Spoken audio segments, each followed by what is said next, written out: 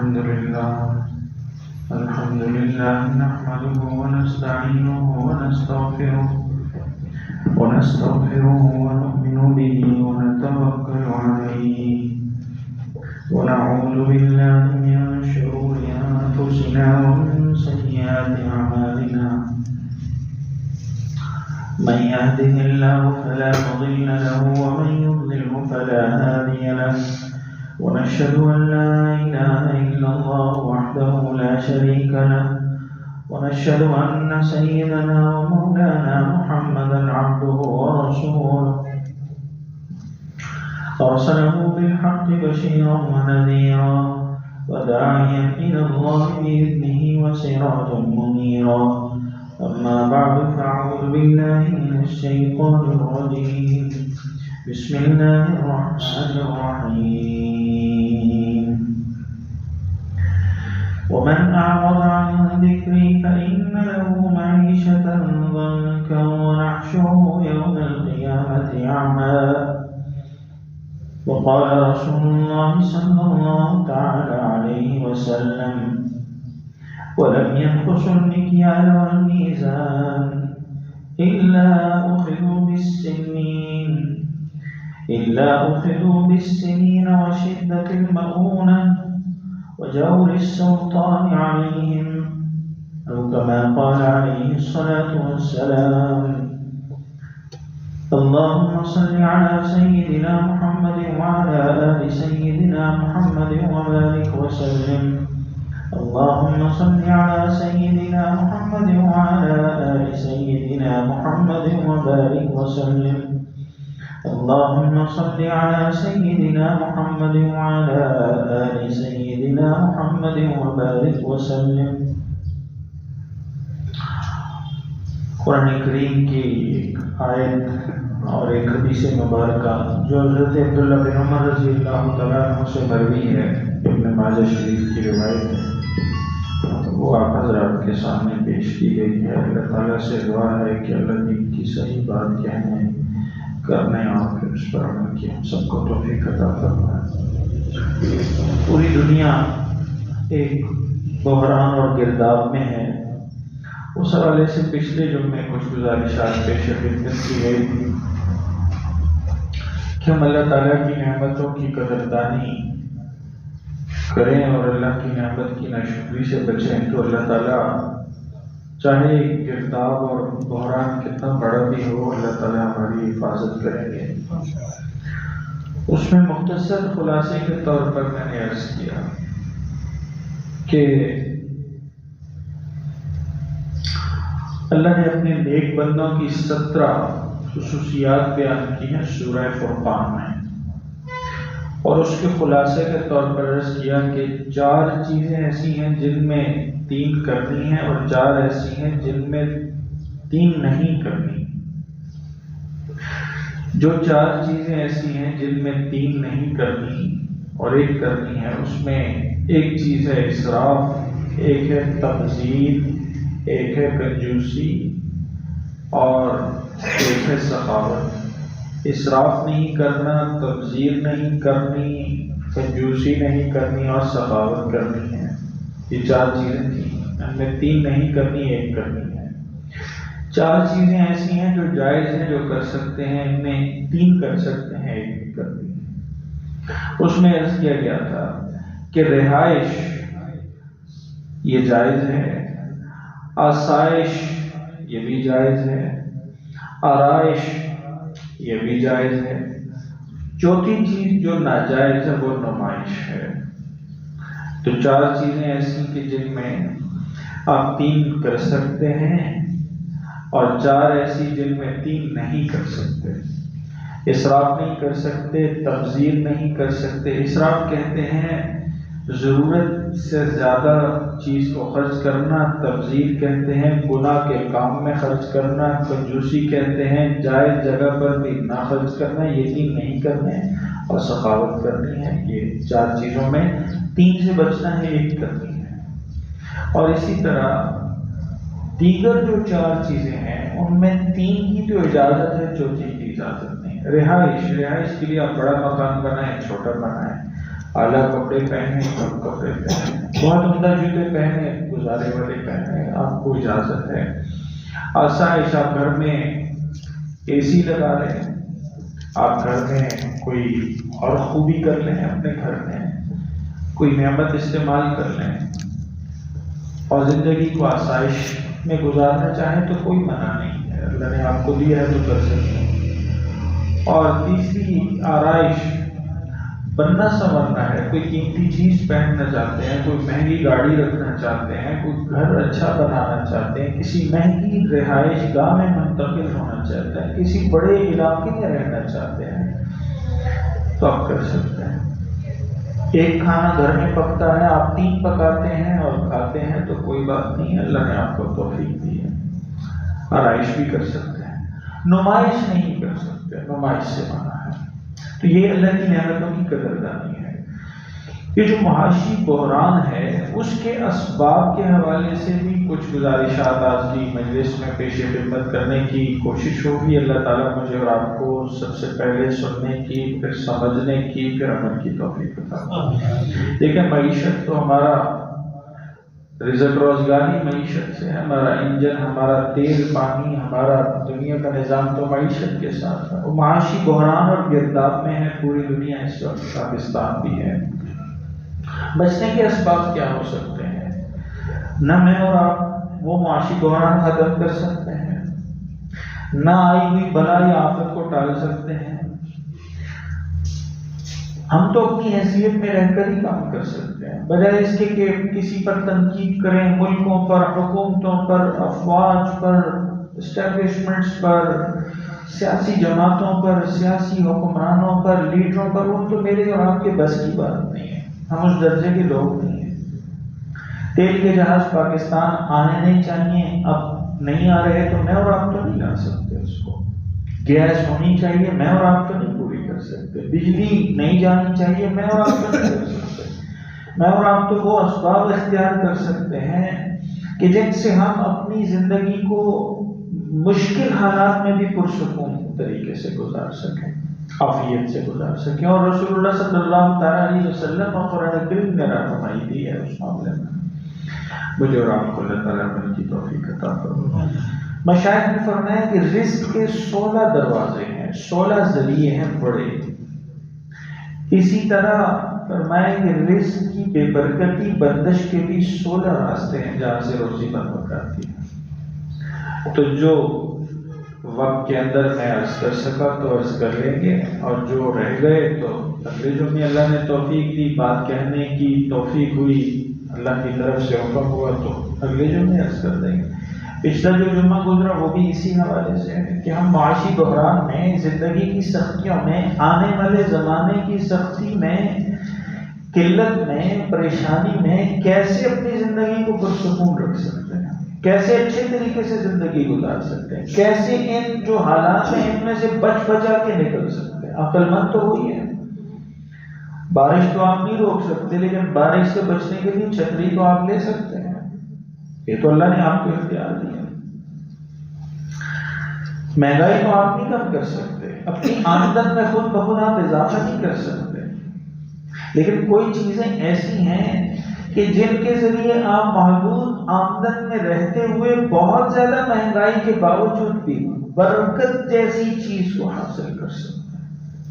ایک چیز اللہ نے بنائی ہے جس کو برکت کہتے ہیں، اور برکت کسی ایک ذریعے کو حاصل نہیں ہے، بہت بڑا مفہوم ہے برکت کا۔ تو قرآن کریم نے بتایا کہ جو اسباب ہیں یہ میں صرف قرآن کریم اور احادیث مبارکہ سے عرض کروں گا، اس میں کسی اور کی بات نہیں ہوگی۔ قرآن کریم نے کہا من اعرض عن ذکری فإن له معیشة ضنکا۔ اس کا اگر آج کے زمانے میں ترجمہ کریں، جو لوگ قرآن و سنت کی زندگی کو اختیار نہیں کرتے، قرآن و سنت کے مطابق زندگی نہیں گزارتے، قرآن و سنت سے منہ موڑ لیتے ہیں، قرآن و سنت سے اعراض اعراض کرنا کس کو کہتے ہیں؟ قرآن کی زبان میں اعراض کرنا منہ پھیرنے کو کہتے ہیں، منہ پھیرنا۔ ہمیں کوئی مجھے اور آپ کو کوئی مل رہا ہو اور وہ منہ پھیر لے، ہم ملنا چاہیں کسی کو اور منہ پھیر لے تو کتنی حد تک محسوس ہوتی ہے، کتنا دکھ ہوتا ہے، کتنی تکلیف ہوتی ہے۔ تو قرآن کریم بھی اپنی اس تکلیف کو بیان کر رہا ہے کہ جب تم مجھ سے منہ پھیر لیتے ہو، جب تم رسول اللہ صلی اللہ تعالیٰ علیہ وسلم کے طریقے فرمان سے منہ پھیر لیتے ہو تو میں کرتا کیا ہوں؟ اللہ کیا کہتے ہیں، اعرض عن ذکری فإن له معیشۃ ضنکا، پہلی سزا یہ ہے تمہاری معیشت کو نچوڑ دیتا ہوں۔ آج کے زمانے میں سمجھنے کے لیے جو یہ لفظ ہے، تمہاری معیشت کا کچومر نکال دیتا ہوں، تمہاری معیشت کو نچوڑ دیتا ہوں۔ اجتماعی طور پر جب اللہ اور اس کے رسول سے، قرآن و سنت سے، دین اسلام سے منہ پھیرنے کا رویہ اختیار کرتے ہو تو ملکوں کی معیشت کا کچومر نکال دیتا ہوں، ملکوں کی معیشت نچوڑ دیتا ہوں۔ اور انفرادی طور پر کرتے ہو تو تمہارے گھروں کی زندگی کو تنگ کر دیتا ہوں، تمہارے خرچ زیادہ ہو جاتے ہیں، آمدنیں کم ہو جاتی ہیں، مسئلے بڑھ جاتے ہیں، تکلیفیں تیز ہو جاتی ہیں اور کوئی حل نہیں نکلتا۔ زندگی کی جو لذت ہے، زندگی کا جو مزہ ہے وہ ختم ہو جاتا ہے۔ تو قرآن کریم نے معاشی بحران کے جو اسباب بیان فرمائے اور رسول اللہ صلی اللہ تعالیٰ علیہ وسلم کی پاکیزہ زبان نے جو مجھے اور آپ کو معاشی بحران کے جو اسباب ہیں ان میں سب سے پہلا سبب جو بیان فرمایا کہ قرآن و سنت سے منہ پھیر لے۔ مجھے اور آپ کو پتہ ہے کہ صحیح کیا ہے اور غلط کیا ہے، مجھے اور آپ کو پتہ ہے کہ سود جائز نہیں ہے، لیکن ہم پھر بھی اسٹیٹ لائف میں یا کسی جگہ انشورنس پالیسی لے لیتے ہیں اور پھر ایک دوسرے کو مطمئن کرنے کے لیے یہ کہتے ہیں کہ یہ دیکھو یہ انہوں نے بتایا کہ یہ فلاں فتویٰ ہے، سب جیلی ہے۔ کس کا فتویٰ ہے؟ کس نے دیا ہے؟ کون انشورنس کو، سود کو، قمار کو، جوئے کو، سٹے کو کون حلال کر سکتا ہے؟ مفتی کے کہنے سے حلال حرام نہیں ہوتا، وہ حلال حرام کا اختیار تو اللہ تعالیٰ نے اپنے انبیاء کو بھی نہیں عطا فرمایا۔ انبیاء حلال حرام بتا سکتے ہیں، کر نہیں سکتے، یہ تو اللہ کے اختیار میں ہے۔ اسی طرح زندگی کے کتنے شعبوں میں آپ دیکھ لیں، مجھے اور آپ کو پتہ ہے دین کا یہ حکم صحیح ہے لیکن ہم اس کو ماننے کو تیار نہیں، ہم منہ پھیر لیتے ہیں۔ ہم کہتے ہیں کیا کریں، بچوں کی مجبوری ہے، گھر والے تنگ کرتے ہیں، گھر والوں کی مجبوری ہے، یہ ہے وہ ہے، اور جب اپنی بات ہوتی ہے تو پھر ہماری ساری مجبوریاں صحیح ہو جاتی ہیں۔ تو قرآن کریم بتا رہا ہے کہ معاشی بحران کے جو اسباب ہیں ان میں سب سے بڑا سبب قرآن و سنت سے منہ پھیرنا ہے۔ صحیح مسئلے کا مجھے اور آپ کو پتہ ہے، قرآن کریم سے ہمیں معلوم ہے کہ شرک ظلم ہے، شرک گناہ ہے، شرک اللہ کی نافرمانی ہے، لیکن ہم پھر بھی شرک میں مبتلا ہیں، ہم پھر بھی چھوٹے چھوٹے کاموں کے ذریعے شرک کو اختیار کر لیتے ہیں۔ رسول اللہ صلی اللہ تعالیٰ علیہ وسلم کی زندگی ہمیں معلوم ہے حضور نے زندگی کیسے گزاری، لیکن ہم پھر بھی حضور کی زندگی سے دور ہو جاتے ہیں، حضور کی زندگی کو پسند عملی طور پر نہیں کرتے۔ چلیں ایمان کی برکت سے اتنی جرأت نہیں کرتے کہ ہم حضور کی زندگی کو زبان سے کہیں، لیکن عمل سے ہمیں رسول اللہ صلی اللہ تعالیٰ علیہ وسلم کی شخصیت، حضور کا لباس، حضور کا طریقہ، حضور کا طرز زندگی کو بھول گئی، ہمیں اپنا طرز زندگی کو عملی طور پر۔ تو پہلا سبب قرآن کریم نے بتایا معاشی بحران کا، کہ معاشی بحران کا پہلا سبب ہے قرآن و سنت سے اعراض کرنا، منہ پھیر لینا، مرضی کی زندگی اختیار کرنا، آدھے تیتر آدھے بٹیر کے مسلمان ہونا۔ قرآن کریم نے تو کہا کہ پورے مسلمان ہو جاؤ، پورے اسلام میں داخل ہو جاؤ، پورے مومن ہو جاؤ، لیکن ہم پک اینڈ چوز کرتے ہیں، مرضی کی چیز کو اختیار کر لیتے ہیں، جو دل کو اچھی نہ لگے چھوڑ دیتے ہیں۔ جب دل کیا تو مومن بن گئے، نمازی بن گئے، نیک بن گئے، جب دل نہ کیا تو مرضی کی زندگی اختیار کر لی، چھوڑ دیا اللہ اور اس کے رسول کو، قرآن کریم کی تعلیمات کو چھوڑ دیا، اللہ کے رسول کی تعلیمات کو چھوڑ دیا۔ معلوم ہے کہ فرض نماز مردوں کے لیے مسجد میں ہے، دل کیا تو پڑھ لی، نہیں دل کیا تو نہیں پڑھی۔ اور توقع ہم یہ رکھتے ہیں، ہم کہتے ہیں کہ دعا کریں بچہ نمازی بن جائے۔ بچہ دعا سے تو نمازی بنے گا بعد میں، لیکن مجھے اور آپ کو دیکھ کر تو پہلے بنے گا۔ حکیم لقمان کتنے بڑے آدمی تھے، روایات میں ہے کہ 1000 سال عمر پائی، حضرت داؤد علیہ السلام کے زمانے کو بھی پایا۔ پہلے فتویٰ بھی دیتے تھے، اور جب حضرت داؤد تشریف لائے نبی ہوئے تو فتویٰ دینے سے رک گئے۔ عام غلام بھی اور عام غلام، کسی ایک صاحب حیثیت آدمی کے نوکر تھے، غلام تھے، شکل و صورت میں بھی بھلے نہیں تھے، گہری رنگت اور جو انسانی جسم کی خوبصورتیاں ہوتی ہیں ان سے دور تھے، ہونٹ موٹے تھے، کالے تھے، پاؤں کھردرے تھے اور رنگت بہت گہری تھی، لیکن اللہ تعالیٰ نے حکمت سے نوازا تھا۔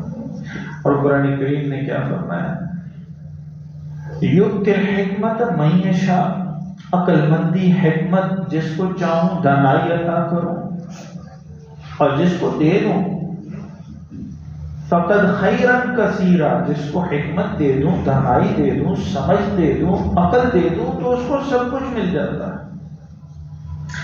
اب وہ اپنے بچے کو جو تربیت کر رہے ہیں تو اللہ کو اپنے بیٹے بیٹی، روایات میں ہے، تفصیلی روایات میں، کہ ایک بیٹا تھا ایک بیٹی تھی، تو دونوں کو نصیحت کی، کہا ان الشرک لا تشرک باللہ ان الشرک لظلم عظیم، شرک نہیں کرنا، زندگی کا سب سے پہلا سبق اولاد کو دے رہے ہیں شرک سے بچنا۔ اور دوسرا کیا فرما رہے ہیں، اقم الصلاۃ، نماز پڑھنی ہے، نماز تو ضروری ہے، لیکن والد نماز پڑھے گا تو اولاد پڑھے گی۔ بچے کو پتہ ہے کہ صبح فجر کی نماز میں ابا نیند میں ہے، بستر پر ہے، اور باپ اٹھتے ہی کہ نماز پڑھا کرو، امتحان میں کامیاب ہو گئے، ترقی ہوگی، زندگی ایسے گزرے گی، تو اس بچے کے کام پہ کیا اثر کرے گا؟ اس کو پتہ ہے ابا خود نہیں پڑھتے تو میں کیوں پڑھوں؟ کام کی چیز ہوتی، فائدے کی چیز ہوتی، پڑھنے کی چیز ہوتی تو ابا بھی پڑھتے، اماں بھی پڑھتی، میری جتنے گھر میں ہیں وہ سب پڑھتے ہیں۔ اقیم الصلاۃ۔ اور تیسری بات حکیم صاحب نے کیا فرمائی، حکیم لقمان نے، دیکھیں قرآن کریم میں اللہ نے ان کے نام کی صورت اتاری ہے، اللہ شکلوں کو نہیں دیکھتے، گورے چٹے کالے پیلے کو نہیں دیکھتے، حاکم غلام کو نہیں دیکھتے، بادشاہ فقیر کو نہیں دیکھتے، یہ تو اللہ کی ایک نظام ہے، زندگی کا تقسیم ہے۔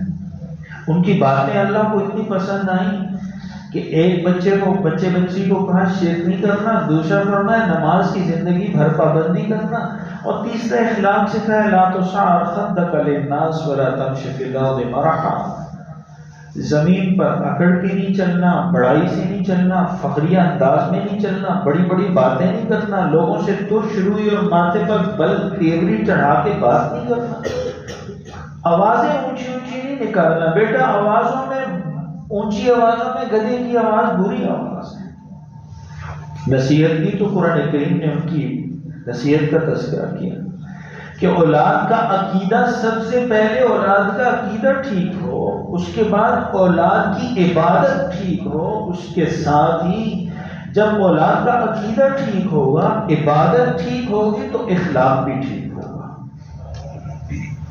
ہمارا کیا ہے، نہ ہمارا عقیدہ صحیح ہے، نہ ہماری عبادت صحیح ہے، نہ اخلاق صحیح ہے، تینوں چیزیں برباد ہیں۔ تو میں نے عرض کیا کہ قرآن کریم نے معاشی بحران کے جو اسباب ذکر فرمائے ان میں پہلا سبب کیا ہے، قرآن و سنت سے اعراض، دوری، منہ پھیر لینا۔ میرا اور آپ کا آج قرآن و سنت سے عملی رویہ یہی ہے، عملی طور پر اسی طرح ہم کرتے ہیں۔ ہم کہتے ہیں کہ ہمارا رواج ہے، ہماری برادری کا فیصلہ ہے، میری قوم قبیلے کا رواج ہے۔ قرآن و سنت کیا چیز ہے یہ بعد میں کی بات ہے، ہمارا رواج ہے، ہم یہ رواج کے پابند ہیں۔ مسلمان تو رسم رواج کا پابند نہیں ہے، مسلمان تو قرآن و سنت کا پابند۔ رسم رواج کی بیڑی تو میں نے اور آپ نے اپنے گلے میں اور پاؤں میں ڈال رکھی ہے، اور ایک اذیتوں بھری زندگی ہم گزارتے ہیں۔ حقیقی خوشی جس کو کہتے ہیں وہ ہمیں حاصل کبھی زندگی بھر بھی نہیں ہوتی۔ حقیقی خوشی تو اس کو حاصل ہوتی ہے جو اپنی زندگی کو قرآن و سنت کے مطابق گزارتا ہے۔ تو معاشی بحران کے جو گہرے اسباب ہیں ان میں سب سے بڑا سبب قرآن و سنت سے منہ پھیرنا، قرآن و سنت سے اعراض کرنا، اللہ اور اس کے رسول کی بات کو پس پشت ڈال دینا، نہ اللہ کی ماننا یا اللہ کی ماننا لیکن وہ جو مرضی کی ہے، نہ رسول اللہ کی ماننا لیکن یا رسول اللہ کی وہ ماننا جو دل کو لگتی ہو، جو دل کو نہ لگتی ہو وہ چھوڑ دینا۔ تو معاشی بحران میں گرفتار رہیں گے۔ اور دوسرا سبب گناہ اور نافرمانی اختیار کرنا، یہ جیسے پانی چوستا ہے نا وہ اسپنج جس کو کہتے ہیں، وہ پانی چوس لیتا ہے، اس کو آپ رکھیں تو سارا پانی چوس لیتا ہے۔ گناہ اور نافرمانی کی زندگی اختیار کرنا زندگی کی، رزق کی، صحت کی، مال کی، جان کی، دین کی سب برکت کو کینسل کرنا۔ گناہ کی زندگی اختیار کرنا، گانے چل رہے ہیں اور ناچ گانے ہو رہے ہیں اور موبائل میں بھی گانے بھرے ہوئے ہیں، ٹون بھی گانوں کی چل رہی ہے، ہیں معزز ہیں لیکن ٹون گانے کی لگا رکھی ہے۔ کسی کو اردو گانے پسند، کسی کو پشتو پسند، کسی کو ہندوستان کے پسند، کسی کو انگریز کے پسند، تصویریں بھری ہوئی ہیں موبائلوں میں، گندی بھی اچھی بھی، اور کیا سے کیا گناہوں کی زندگی میں ہے، اور اب ان کا کیا ہم تذکرہ کریں؟ ہمیں پتہ ہے کہ ہماری زندگی کیسی ہے، گناہوں میں لت پت ہے، کچھ چھپے گناہ ہیں، کچھ ظاہری گناہ ہیں، کچھ دلیری والے گناہ ہیں۔ ہم اللہ کی نافرمانی سرعام کر رہے ہیں لیکن ہمیں اس پہ حیا نہیں آتی، ہمیں اس پہ شرم نہیں آتی، ہمیں اس پہ اللہ کا خوف نہیں آتا۔ تو اللہ تعالیٰ مجھے اور آپ کو ظاہری باطنی ہر قسم کے خفیہ اعلانیہ ہر طرح کے گناہ سے بچنے کی توفیق عطا فرمائے۔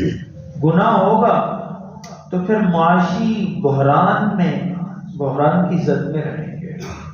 تو دوسرا سبب قرآن و سنت نے بتایا، اللہ اور اس کے رسول صلی اللہ تعالیٰ علیہ وسلم کی تعلیمات بتا رہے ہیں۔ دوسرا سبب معاشی بحران کا یہ ہے کہ گناہوں کی زندگی، اور تیسرا سبب قرآن و سنت بتا رہے ہیں کہ ناشکری کرنا یہ بھی معاشی بحران کا سبب ہے۔ زندگیوں میں بھی اور آپ کی ناشکری کا نمونہ ہے۔ پہلے آپ دیکھیں کہ کچھ نہیں ہوتا تھا تو تھوڑی قناعت پر بھی بزرگ حضرات شکر کرتے تھے، گھر میں بڑی بوڑھیاں بزرگ شکر کا کلمہ کہتے تھے۔ آج ہمیں کوئی پوچھتے تو ہم کہتے ہیں یہ بھی نہیں ہے، یہ بھی نہیں ملا، یہ بھی نہیں ملا، یہ بھی نہیں ملا۔ یہ نہیں دیکھتے اللہ نے دیا کتنا ہے، کتنا کچھ عطا فرمایا ہے۔ وقت پر رزق مل جائے، وقت پر میسر پانی مل جائے اور معاشرے میں سر اٹھا کر چلنے کی نعمت میسر ہو تو اور کیا نعمت چاہیے؟ سب نعمتیں مل گئی۔ چھوٹی چھوٹی نعمتیں بھی اللہ کی بہت بڑی نعمت ہیں۔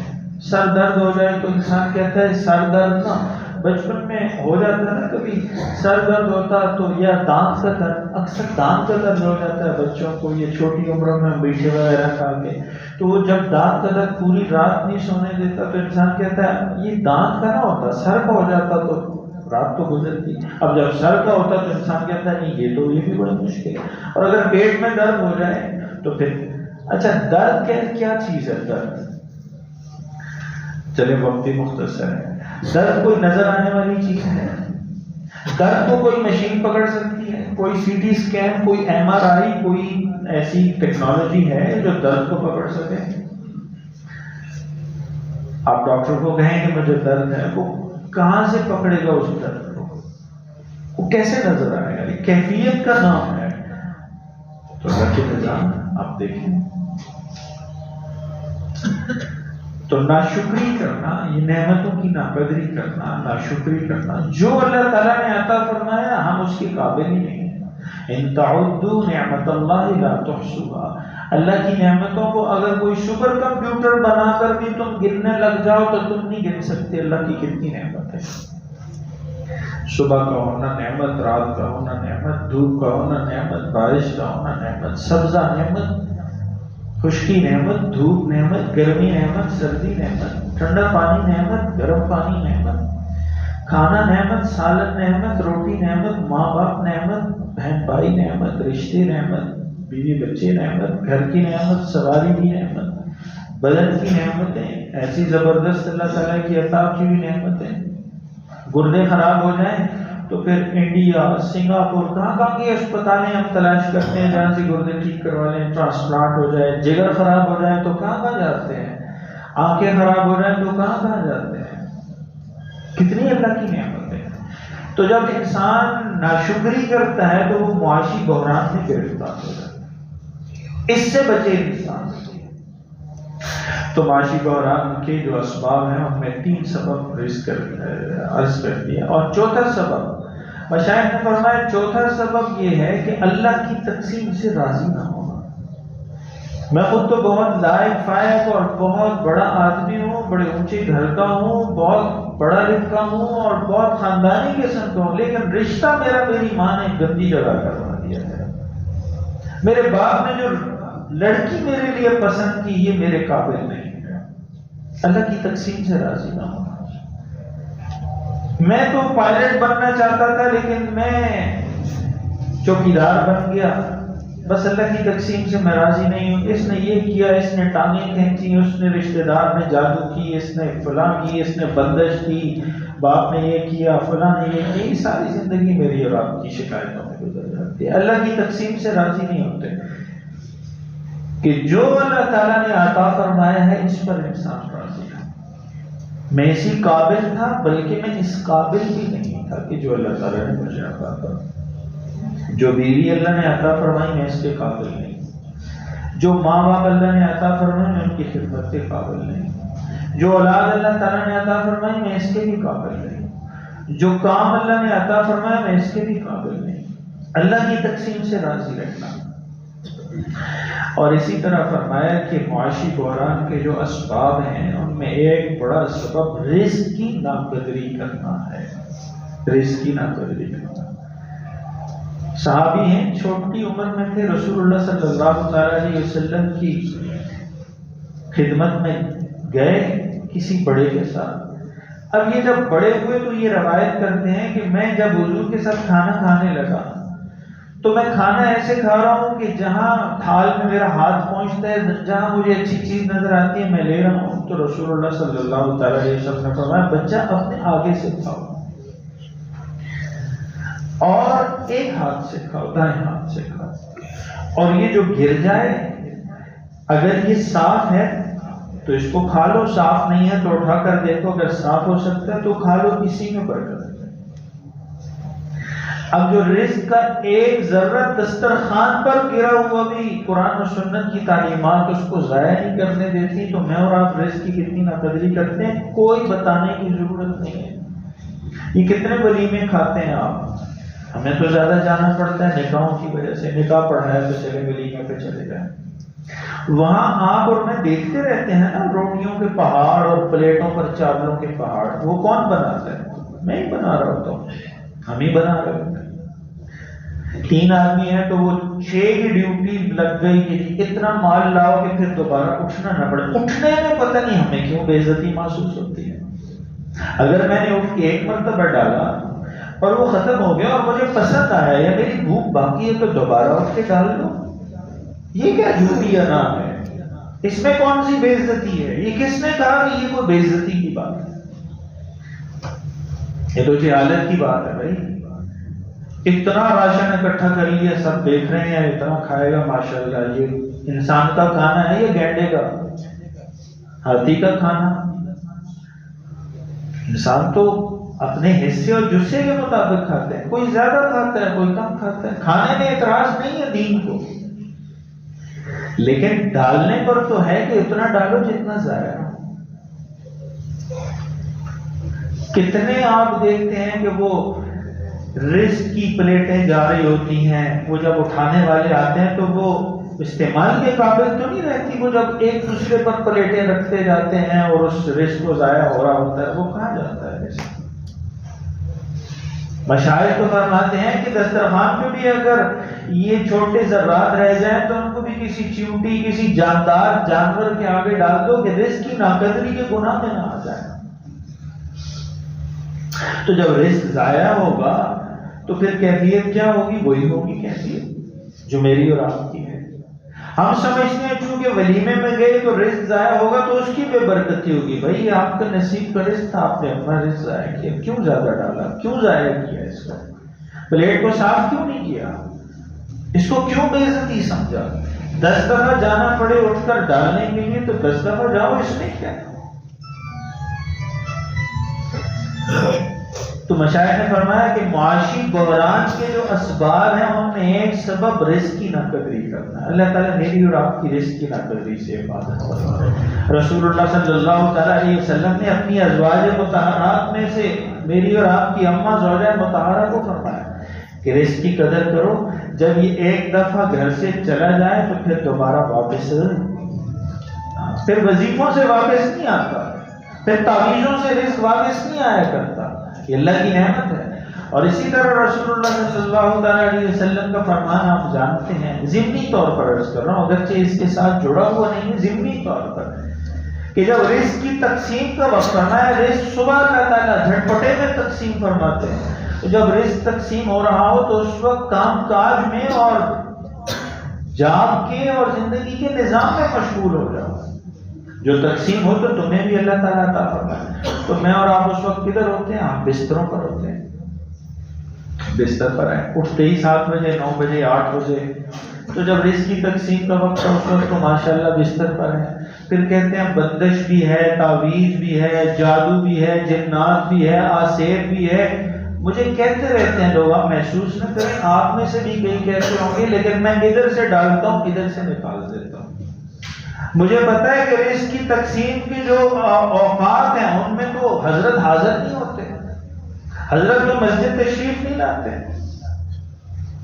حضرت تو صبح نیند اتنا غالب ہے کہ وہ اس وقت اٹھ ہی نہیں سکتے، بستر نہیں چھوڑ سکتے۔ تو اب کون سا ایسا تعویذ اور جادو کی وہ پڑیا ہے کہ جو میں ان کو عطا کروں اور ان کا کام بن جائے؟ اگر ایسی کوئی جادو کی پڑیا ہوتی تو میں خود کیوں نہ لے لیتا۔ کوئی قرآن و سنت میں ایسی کوئی پڑیا نہیں ہے، آپ کو جاگنا پڑے گا صبح فجر نماز جماعت کے ساتھ، پھر اس کے بعد رزق کی محنت، مشغولیت، جو بھی کام آپ سبق پڑھیں، واک کریں، ناشتہ بنائیں، ایکسرسائز کریں، اپنے کام پہ جائیں، کوئی پابندی نہیں ہے آپ کے لیے، کوئی ضروری نہیں ہے آپ مسجد میں تسبیح پکڑ کر بیٹھ لیں گے فرشتہ آئے گا اور روزی آپ کو دے کر جائے گا، کوئی ضرورت۔ فجر کی نماز پڑھو، اپنی ایکسرسائز کرو، واک کرو، جم میں جاؤ، گاڑی چلاؤ، محنت کرو، ناشتہ بناؤ، ماں باپ کی خدمت کرو، اپنے دفتر جانے کے لیے خود کو تیار کرو، کوئی بھی کام کرو، سو نہیں۔ تو رزق کی بحران جتنا بھی ہو، ڈالر 10 لاکھ کا نہیں 1 کروڑ کا بھی ہو جائے، رزق اللہ تمہیں گھر بٹھائے عطا فرمائے۔ یہ ایمان ہو انسان کا کہ جو بات اللہ اور اس کے رسول نے کہی ہے وہ پتھر پر لکیر ہے، ہمیں یقین نہیں ہے، اس لیے ہم کہتے تو ہیں، سن بھی لیتے ہیں، ارادہ بھی کر لیتے ہیں، لیکن جیسے ہی مسجد سے باہر جاتے ہیں ارادہ بھی دفن کر دیتے ہیں۔ تو میں نے ایک دفعہ مثال ایک سمجھائی تھی نا، مثال عرض کی تھی کہ روزانہ ہر جمعے کو ایک بزرگ جاتے تھے، رستے میں نہر پڑتی تھی تو مسجد جاتے تھے، جمعہ گاؤں سے کسی اور جگہ پڑھتے تھے، گاؤں میں جمعہ نہیں ہوتا تھا، تو نہر پڑتی تھی اس میں سے گزر کے جاتے ہیں۔ تو پہلے بھی ایک دفعہ سنائی، اب ایک دفعہ بچے کو لے گئے ساتھ، تو واپسی پہ جب آنے لگے تو بچے نے جیسے مولانا صاحب نے بتایا تھا کہ رکنا ہے اور وہ پانی گندا بھی ہو سکتا ہے، جوتے اتارو، کپڑے اوپر کرو، اتنا لمبا چوڑا تردد کیا، تو باپ نے جب نہر پار کی تو بیٹے کو کہا یہ کیوں اتنا لمبا چوڑا تردد کیا، گزر جاتا۔ اس نے کہا وہ مولانا صاحب نے کہا جمعے میں، تو اس نے کہا میں 25 سال سے آ رہا ہوں، نہر کے پار مولوی صاحب کی تقریر ادھر چھوڑ کر آتا ہوں، تم آج پہلی دفعہ ادھر لے آئے ہو نہر کے دوسری طرف کنارے پر، ادھر ہی چھوڑ کے آئے کرو، مولویوں کی باتیں ساتھ لانے کی ضرورت نہیں ہے۔ یہ تو میرا اور آپ کا حال ہے۔ تو اللہ تعالیٰ مجھے اور آپ کو عمل کی توفیق عطا فرمائے، ناقدری کے گناہ سے اللہ حفاظت فرمائے۔ بہت معلومات ہیں، ہو سکتا ہے کہ ہم میں سے ہر ایک کو اتنی معلومات ہو جتنی مجھے نہ ہو، لیکن ان معلومات کا کیا فائدہ جن پر عمل نہ ہو؟ عمل کرنا بھی تو ضروری ہے نا، تھوڑی سی بات ہو لیکن اس پر عمل ہو تو وہ فائدہ دیتی ہے۔ اسی طرح فرمایا رسول اللہ صلی اللہ تعالی علیہ وسلم نے کہ رزق کی بے برکتی معاشی بحران کے گرداب کا ایک بڑا سبب فرمایا بسم اللہ نہ پڑھنا ہے۔ میں اور آپ بسم اللہ کو کچھ نہیں سمجھتے، بسم اللہ پڑھنے کو کوئی چیز ہم نہیں سمجھتے، لیکن رسول اللہ صلی اللہ تعالی علیہ وسلم نے فرمایا کہ جب انسان گھر میں سلام نہ کرے اور بسم اللہ پڑھ کر داخل نہ ہو تو شیطان اپنے ہم نواؤں چیلوں کو کہتا ہے کہ چلو اچھا ہوا کھانے کی جگہ بھی مل گئی، رات گزارنے کی بھی مل گئی، اور فرمایا کہ جب گھر میں بسم اللہ پڑھ کے داخل ہو اور سلام کہے تو شیطان اپنے حواریوں اور چیلوں کو کہتا ہے کہ چلو نہ یہاں کھانا ہے اور نہ رہنے کی جگہ ہے، آؤ کوچ کرو کہیں اور جاؤ۔ چھوٹی سی بات ہے بسم اللہ پڑھنا، اور یہ بھی تو آپ سنتے رہے ہوں گے مجھ سے یا کہیں کسی اور دینی محفل مجلس میں کہ بسم اللہ میں اسم اعظم ہے۔ لوگ اسم اعظم کی تلاش میں ہوتے ہیں کہ اسم اعظم کدھر ہے، کتابیں دیکھتے رہتے ہیں، ویڈیوز دیکھتے رہتے ہیں۔ بسم اللہ میں اسم اعظم ہے۔ ہر کام میں بڑے بوڑھے آپ دیکھتے ہیں بسم اللہ کہتے تھے، گاڑی سے اتر رہے ہیں بسم اللہ، چڑھ رہے ہیں بسم اللہ، برتن کو ہاتھ ڈال رہے ہیں بسم اللہ، ڈال رہے ہیں بسم اللہ، گھر میں جا رہے ہیں منہ بنا کر داخل ہو رہے ہیں، یا موبائل ساتھ کان کے ساتھ یا ہاتھ میں ہے، کوئی سلام نہیں، کوئی کلام نہیں، کوئی بسم اللہ نہیں، کوئی اللہ رسول کا نام نہیں۔ تو بسم اللہ کا نام پڑھنا بھی معاشی بحران میں انسان کو گرفتار کر دیتا ہے۔ باتیں چھوٹی چھوٹی ہیں لیکن بہت بڑی بڑی باتیں ہیں، کیونکہ یہ اللہ اور اس کے رسول کی بات ہے۔ دیکھنے میں چھوٹی ہیں، عمل میں چھوٹی نہیں ہیں، فائدے میں چھوٹی نہیں ہیں۔ اور اسی طرح فرمایا کہ معاشی بحران کے جو اسباب ہیں ان میں ایک بڑا سبب جھوٹ بولنا ہے۔ جھوٹ ہوگا زندگی میں تو رزق کی برکت ختم ہو جائے گی، جھوٹ ہوگا تو روزی شرنک ہو جائے گی، سوکھ جائے گی، تنگ ہو جائے گی۔ آمدن 2 لاکھ ہوگی لیکن خرچی 5 لاکھ پہ پڑ جائے گی۔ اب یہ 3 کیسے پورے کریں؟ نظام برابر نہیں آئے گا، نقصان میں جا رہا ہوگا۔ جھوٹ ہوگا زندگی میں۔ جھوٹ کے بارے میں کوئی کہنے کی تو ویسے ضرورت نہیں ہے نا، مجھے اور آپ کو پتہ ہے ہم کہاں کہاں جھوٹ بولتے ہیں۔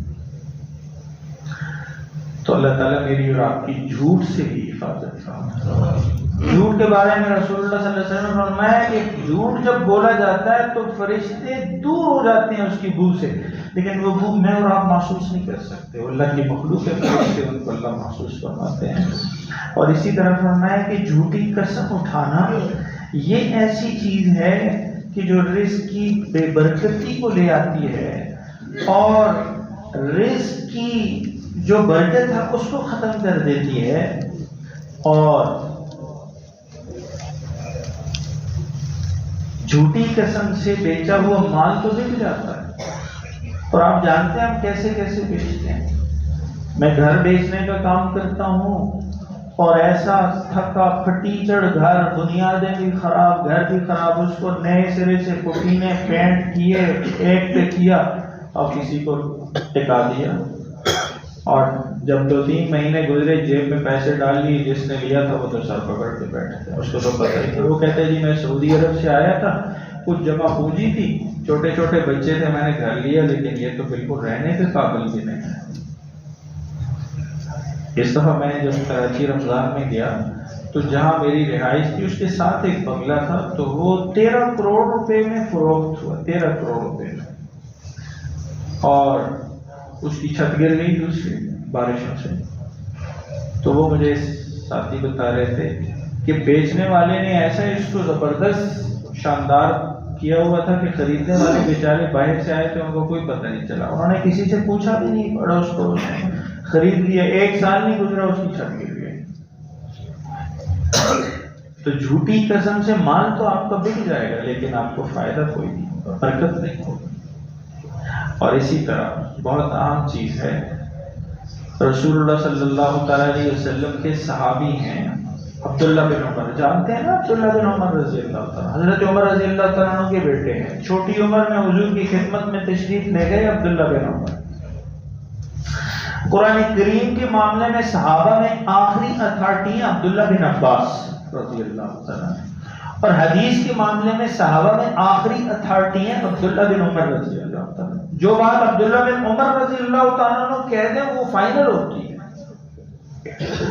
فرماتے ہیں ابن ماجہ شریف کی روایت فرماتے ہیں رسول اللہ صلی اللہ تعالیٰ علیہ وسلم نے فرمایا، دیکھیں حضور کی بات ہے، میری اور آپ کی بات ہے، کسی ڈائجسٹ اخبار کی بات بھی نہیں، کسی بزرگ کا قول بھی نہیں ہے، کائنات کی سب سے مقدس اور پاکیزہ اور سچی ہستی کی بات ہے۔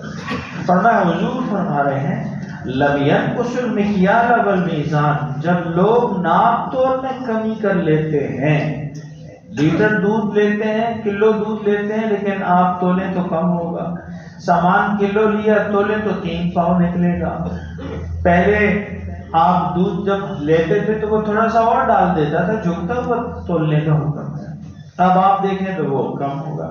میں لم ينقص المکیال والمیزان، جب لوگ ناپ تول میں کمی کرتے ہیں تو کیا ہوتا ہے؟ الا اخذوا بالسنین، اللہ تعالیٰ 3 چیزوں میں پکڑ لیتے ہیں اس قوم، معاشرے، ملک، سوسائٹی۔ فرمایا الا اخذوا بالسنین، اللہ تعالیٰ ان پر قحط سالی کو مسلط فرما دیتے ہیں۔ قحط سالی کی 2 صورتیں ہیں۔ قحط سالی ایک یہ ہے کہ وہ چیز مارکیٹ میں ہی نہیں ہوگی، ملے گی نہیں، شارٹ ہو جائے گی، گندم شارٹ، آٹا شارٹ، جو بھی چیز آپ کہیں قحط سالی ہوگی۔ اور دوسری مارکیٹ میں موجود ہوگی لیکن آپ کی قوت خرید سے باہر ہوگی، آپ نہیں لے سکیں گے، آپ ترس ترس کے مر جائیں گے لیکن آپ لے نہیں سکیں گے، آپ حاصل نہیں کر سکیں گے۔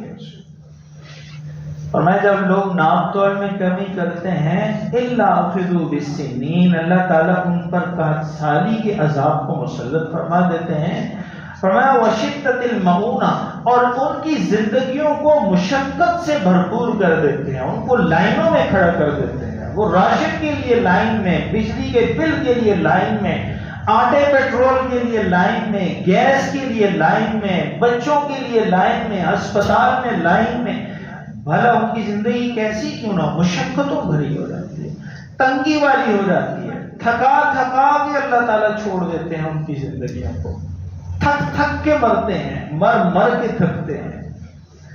فرمایا جب لوگ ناپ تول میں کمی کرتے ہیں تو الا اخذوا بالسنین، اللہ تعالیٰ قحط سالی مسلط فرما دیتے ہیں، وشدت المعونہ، اور اللہ تعالیٰ ان کی زندگیوں کو تکلیفوں، مشقتوں، بوجھوں سے بھر دیتے ہیں۔ اور عبداللہ بن عمر رضی اللہ تعالیٰ عنہ فرماتے ہیں کائنات کے سب سے سچے انسان فرما رہے ہیں وجور السلطان علیہم، اور اللہ تعالیٰ ان کو ظالم حکمرانوں کے ظلم کے آگے مسلط فرما دیتے ہیں، ظالم حکمرانوں کے آگے چڑھا دیتے ہیں، ایک اترتا ہے دوسرا، دوسرا اترتا ہے دوسرا، کوئی سکھ کا سانس نہیں لینے دیتا۔ ہر 5 سال بعد الیکشن کی امید میں نئے فوٹو، نئے اشتہار سے پبلک بھاگتی ہے، یہ نجات دہندہ، کہتے ہیں نہیں وہ پیچھے والا ٹھیک تھا، یہ کہتے ہیں سارے۔ فرمایا وجور السلطان علیہم، اللہ تعالیٰ ظالم حکمرانوں کے حوالے فرما دیتے ہیں، اور اللہ تعالیٰ بے رحم حکمرانوں کے ان کے حوالے کر دیتے ہیں، وہ ان کی قسمتوں کے فیصلے اتنی بے رحمی سے کرتے ہیں، وہ ان کی زندگیوں کے فیصلے اتنی بے رحمی سے کرتے ہیں کہ پھر یہ نہ آگے کے نہ پیچھے کے۔ اللہ تعالیٰ مجھے اور آپ کو عمل کی توفیق عطا فرمائے۔ تو میں نے عرض کیا قرآن و سنت کی روشنی میں معاشی بحران کے جو اسباب ہیں ان میں ایک سبب فرمایا قرآن و سنت سے منہ پھیرنا ہے، دوسرا سبب گناہ اور نافرمانی کرنا ہے، تیسرا سبب ناشکری کی زندگی اختیار کرنا ہے، چوتھا سبب اللہ کی تقسیم سے راضی نہ ہو کر زندگی گزارنا ہے، پانچواں سبب رزق کی ناقدری کرنا ہے، چھٹا سبب بسم اللہ نہ پڑھنا ہے۔